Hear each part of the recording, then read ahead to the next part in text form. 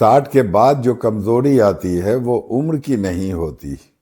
अगर आपको लगता है कि कुर्सी से उठते समय हाथ लगाना, थोड़ी दूर चलकर थक जाना या बाहर निकलते वक्त गिरने का डर लगना नॉर्मल एजिंग है, तो जरा रुकिए। क्योंकि सच्चाई ये है कि 60 के बाद लोग बूढ़े नहीं होते, उनकी मांसपेशियां चुपचाप कमजोर होने लगती है। ये कोई तेज दर्द देने वाली बीमारी नहीं है। ये रिपोर्ट में भी साफ नहीं दिखती, लेकिन धीरे धीरे इंसान को दूसरों पर निर्भर बना देती है। असली सवाल ये नहीं है कि आपकी उम्र कितनी हो गई है। असली सवाल ये है कि क्या आपकी मांसपेशियां अभी भी उतनी ताकतवर है जितनी होनी चाहिए। मैं हूं Aslam Parvez, certified nutrition advisor, और आप देख रहे हैं हेल्थ विद असलम। अब जरा अपने आसपास के बुजुर्गों को ध्यान से देखिए। वही लोग जो कुछ साल पहले तक बिना सोचे समझे चलते थे, अब कदम संभाल संभाल कर रखते हैं। कुर्सी से उठते समय पहले हाथ टिकाते हैं, फिर शरीर उठाते हैं। सीढ़ियां चढ़ते समय सांसें फूलने लगती है, लेकिन सबसे पहले जो चीज टूटती है वो शरीर नहीं बल्कि मन का भरोसा होता है। अंदर ही अंदर डर बैठ जाता है कि कहीं संतुलन न बिगड़ जाए। ज्यादातर लोग इसे उम्र का असर मान लेते हैं और बात वहीं खत्म हो जाती है। अधिकतर घरों में इस कमजोरी का दोष हड्डियों पर डाल दिया जाता है। कहा जाता है कैल्शियम कम हो गया है, जोड़ घिस गए हैं, घुटने जवाब दे रहे हैं। लेकिन बहुत कम लोग ये समझते हैं कि शरीर का संतुलन, पकड़, ताकत और चलने की स्थिरता हड्डियों से नहीं मांसपेशियों से आती है। हड्डियां तो ढांचा है, लेकिन उस ढांचे को संभालने वाला सिस्टम मांसपेशियां होती है। और जब यही मांसपेशियां कमजोर पड़ती हैं, तब शरीर बाहर से ठीक दिखते हुए भी अंदर से कमजोर हो जाता है। मेडिकल साइंस में इस प्रक्रिया को सार्कोपीनिया कहा जाता है। ये कोई अचानक होने वाली बीमारी नहीं है। ये न तेज दर्द देती है, न अचानक बिस्तर पर गिरा देती है। ये हर साल थोड़ा थोड़ा करके मांसपेशियों की ताकत कम करती जाती है। कई बार वजन वही रहता है, पेट निकल भी सकता है, लेकिन अंदर की ताकत घटती रहती है। इसलिए लोग अक्सर कहते हैं कि वजन तो ठीक है, फिर इतनी कमजोरी क्यों महसूस हो रही है। सार्कोपीनिया का सबसे बड़ा खतरा गिरना है। गिरने के बाद हड्डी टूटना उतनी बड़ी समस्या नहीं होती जितना उसके बाद आने वाली डिपेंडेंसी। चलना फिरना सीमित हो जाता है, आत्मनिर्भरता खत्म होने लगती है और इंसान धीरे धीरे दूसरों पर निर्भर होता चला जाता है। यही वजह है कि आज बुजुर्गों में गिरने का डर सबसे बड़ा डर बन चुका है। अब सवाल उठता है कि आखिर 60 के बाद मांसपेशियां कम क्यों होने लगती है। क्या ये सच में उम्र की सजा है, या इसके पीछे ऐसी वजह है जिन्हें समय रहते सुधारा जा सकता है। पहली और सबसे बड़ी वजह है प्रोटीन की कमी। हमारे समाज में प्रोटीन को कभी प्राथमिकता नहीं दी गई। दाल रोटी को पूरा भोजन मान लिया जाता है।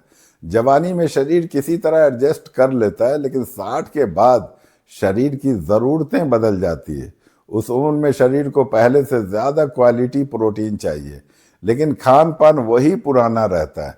नतीजा ये होता है कि शरीर अपनी ही मांसपेशियों को तोड़कर ज़रूरत पूरी करने लगता है। दूसरी बड़ी वजह है डाइजेशन और एब्जॉर्प्शन की समस्या। बहुत से लोग कहते हैं कि हम तो दाल खाते हैं, दूध पीते हैं और फिर भी ताकत नहीं बनती। इसकी वजह यह है कि उम्र के साथ गट की क्षमता कम हो जाती है।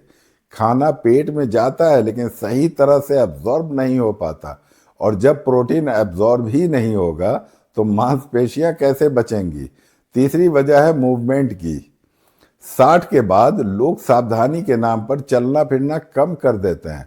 बैठना बढ़ जाता है, लेकिन मांसपेशियां तभी जिंदा रहती है जब उनसे सिग्नल मिलता है कि उनकी ज़रूरत है।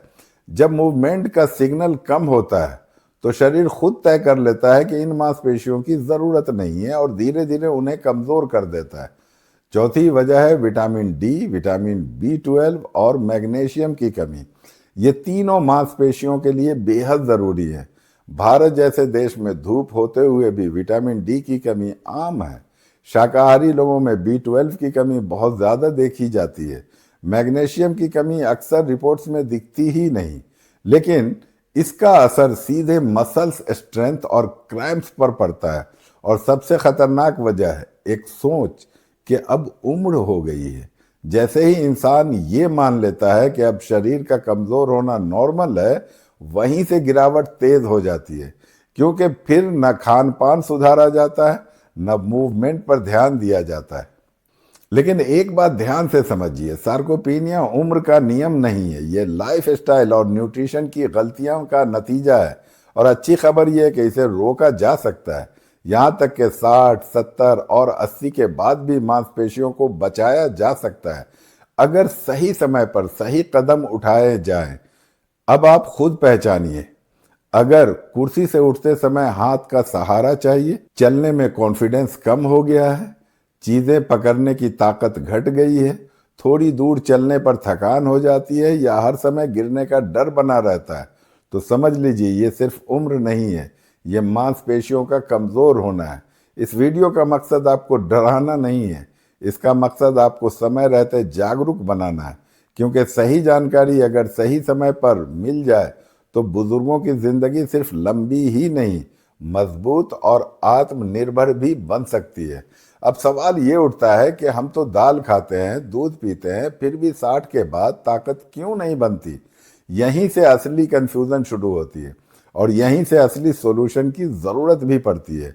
आगे हम ये समझेंगे कि शाकाहारी 60 प्लस लोगों के लिए सही प्रोटीन स्ट्रेटजी क्या होनी चाहिए, डाइजेशन कैसे सुधरे, मूवमेंट कितना और कैसा हो, और सप्लीमेंट्स की सही भूमिका क्या है। अब जब ये साफ हो गया है कि 60 के बाद कमजोरी सिर्फ उम्र का असर नहीं, बल्कि मांसपेशियों के धीरे धीरे कमजोर होने का नतीजा है, तो अब बात करते हैं समाधान की। लेकिन ऐसा समाधान जो डराए नहीं, जो भारी न लगे, और जिसे 60 प्लस उम्र में भी आसानी से अपनाया जा सके। इस उम्र में शरीर को एक्सपेरिमेंट नहीं, समझदारी चाहिए। सबसे पहले एक बात बिल्कुल साफ समझ लीजिए, 60 के बाद मसल्स बचाने या मजबूत करने का मतलब ये नहीं है कि आपको जवानों जैसा भारी खाना या कड़ी मेहनत करनी है। इस उम्र में शरीर को चाहिए सही चीज, सही मात्रा में, सही समय पर। सबसे बड़ी गलती यही होती है कि लोग या तो कुछ भी नहीं करते या फिर अचानक बहुत ज्यादा करने लगते हैं। दोनों ही नुकसान करते हैं। शाकाहारी लोगों के लिए सबसे बड़ा सवाल यही होता है कि प्रोटीन कहाँ से मिलेगा। सच ये है कि वेजिटेरियन डाइट में प्रोटीन की कमी नहीं है, कमी है सही चुनाव और सही कॉम्बिनेशन की। 60 प्लस उम्र में प्रोटीन का सोर्स ऐसा होना चाहिए जो पचने में आसान हो, एमिनो एसिड से भरपूर हो, और गट पर ज्यादा बोझ न डाले। दालें जरूरी है, लेकिन सिर्फ एक ही दाल पर निर्भर रहना सही नहीं है। मूंग दाल हल्की होती है और कमजोर डाइजेशन वालों के लिए बेहतर रहती है। मसूर दाल में प्रोटीन और आयरन अच्छा होता है, लेकिन अरहर दाल ताकत देती है, लेकिन ज्यादा भारी हो सकती है। इसलिए रोटेशन और मात्रा दोनों पर ध्यान जरूरी है। सिर्फ अनाज बढ़ाकर पेट भर लेना मसल्स के लिए पर्याप्त सिग्नल नहीं देता। इसके लिए थाली का बैलेंस होना जरूरी है। दूध और दूध से बने पदार्थ वेजिटेरियन प्रोटीन के भरोसेमंद स्रोत हैं, लेकिन यहाँ भी टाइमिंग और मात्रा सबसे अहम है। बहुत से बुजुर्ग कहते हैं कि दूध सूट नहीं करता। अक्सर ऐसा इसलिए होता है क्योंकि दूध गलत समय पर या बहुत ज्यादा मात्रा में लिया जाता है। रात को भारी दूध कई लोगों के लिए प्रॉब्लम बन सकता है, जबकि दिन में दही या छाछ डाइजेशन के लिए ज्यादा बेहतर रहती है। पनीर ताकत के लिए अच्छा है, लेकिन रोज बहुत ज्यादा पनीर डाइजेशन को स्लो कर सकता है। इसलिए हफ्ते में 2-3 बार सीमित मात्रा ज्यादा समझदारी होती है। चना, राजमा और छोले प्रोटीन में अच्छे होते हैं, लेकिन 60 प्लस उम्र में इन्हें रोज खाना जरूरी नहीं है। हफ्ते में 1-2 बार अच्छी तरह भिगोकर और ठीक से पकाकर ही ये फायदा देते हैं। अधपके रूप में ये गट को और कमजोर कर सकते हैं। एक बहुत जरूरी बात समझिए, 60 के बाद सिर्फ खाने से मसल्स नहीं बचती। मसल्स को सिग्नल चाहिए, और ये सिग्नल आता है मूवमेंट से। आपको जिम जाने की जरूरत नहीं है, भारी एक्सरसाइज की भी जरूरत नहीं है। रोज की हल्की वॉकिंग, कुर्सी से बिना सहारे उठने बैठने की प्रैक्टिस, दीवार के सहारे बैलेंस बनाना और हल्के रेसिस्टेंस मूवमेंट्स मांसपेशियों को जिंदा रखने के लिए काफी है। मूवमेंट डर के साथ नहीं, कॉन्फिडेंस के साथ होनी चाहिए। गिरने का डर सबसे पहले कॉन्फिडेंस खाता है और कॉन्फिडेंस जाने के बाद मसल्स और तेजी से कमजोर होती है। इसलिए धीरे धीरे अपने लेवल पर मूवमेंट बढ़ाना ही सबसे सही तरीका है।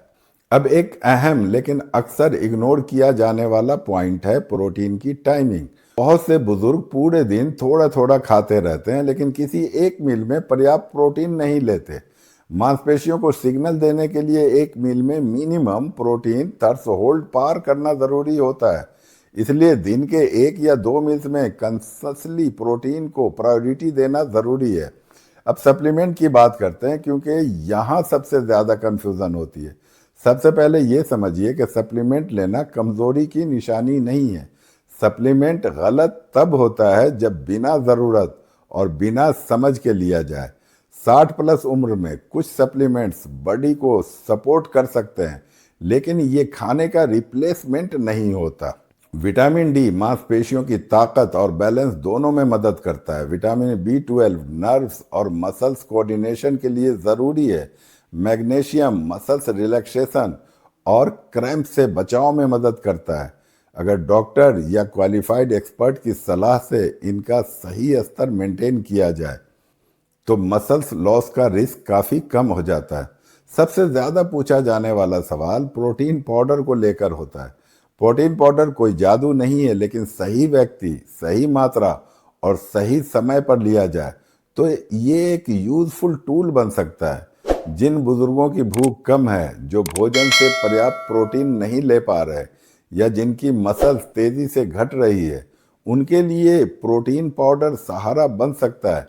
लेकिन बिना डाइजेशन सुधारे प्रोटीन पाउडर भी पूरा काम नहीं करेगा। इसलिए ज़रूरी है कि किसी एक्सपर्ट की सलाह या डॉक्टर से सलाह लेकर ही प्रोटीन का सेवन करें। इस पूरे वीडियो का सबसे बड़ा मैसेज यही है कि 60 के बाद कमजोरी मजबूरी नहीं है। मांसपेशियां गिरने से पहले चेतावनी देती है।